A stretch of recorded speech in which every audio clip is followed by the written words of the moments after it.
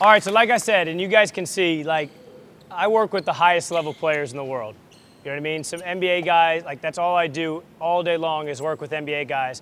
And you guys can tell the little nuances are what means everything to me. You know what I mean? The little micro skills, the skills within the skills is what's going to make or break the move. And for you guys, I think that the biggest lesson that you can take away from today is understanding that the details matter.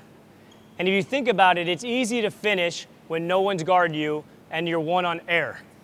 And it's funny because NBA guys always talk about, you know, rookies that come in the league or guys that think they're really good enough to play in the NBA but aren't. And they're like, yeah, he looks great one on air, that's cool, but like, what happens when you get an NBA defender on you?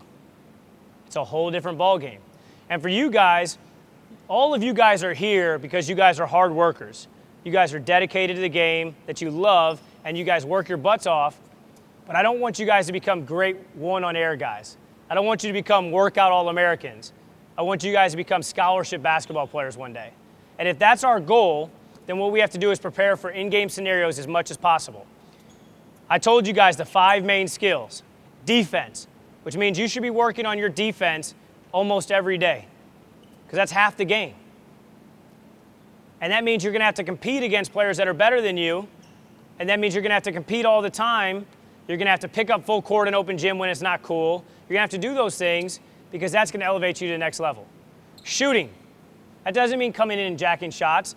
That means mastering your mechanics and improving your form to the point where it's consistent, you're confident with it, and it's comfortable every time, every way. Shooting, moving left, shooting, moving right, off the dribble left, pullbacks, step-ins, all those different variations.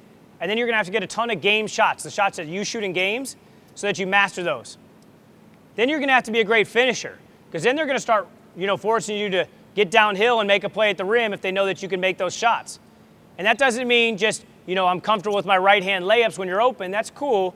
But can you finish against length? Can you finish against physicality? Can you finish against multiple defenders? Can you finish when you're approaching a defender and they're taking a charge? Those are scenarios that you're going to have to work on when it comes to finishing.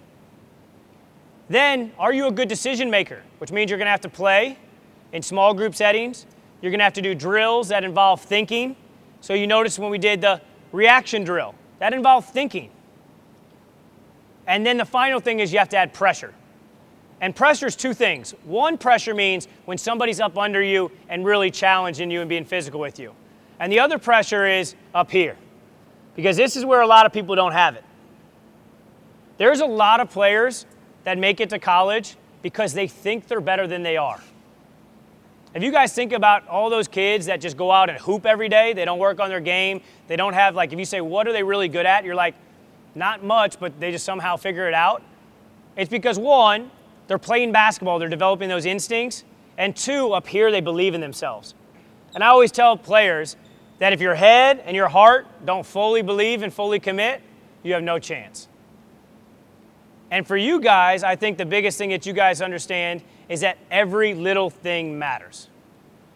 And the only way you're going to develop that inner confidence that's going to translate to games is if you know you have all the answers before the test. And I'm giving you guys the answers. All these other coaches all week long are going to give you guys the answers. We're going to give you the solutions for every problem that you're going to see in games. And then you're going to just have to make the right decision in the game. That's all you have to do. It's like a multiple choice question. But you already know, if this, then this. If this, then this. If this, then this. And so now all you got to do is just get really good at repping those, so that becomes second nature. Okay?